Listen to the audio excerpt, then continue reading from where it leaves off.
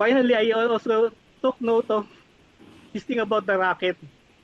I was wondering, no, um, because I was old enough when JFK was president of the United States. Although I did not hear his putting a man on the moon within the decade, no.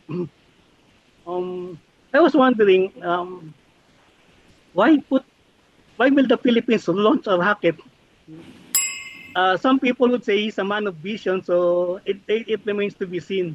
But of course, that would cost money.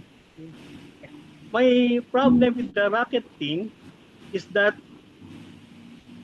in John F. Kennedy's time, we know the context. It was the Cold War, and the Soviet Union was the first country that put a man on space, Yuri Gagarin.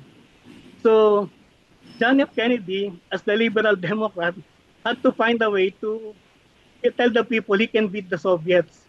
So he said, let's put a man on the moon during the decade. It was done.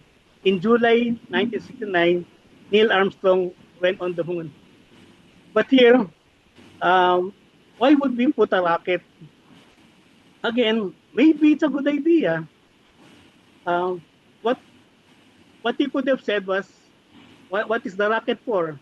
Improve communication, improve surveillance, something like that. Meaning, if there could be more explanation to these measures, then I would say the speech could be more substantive.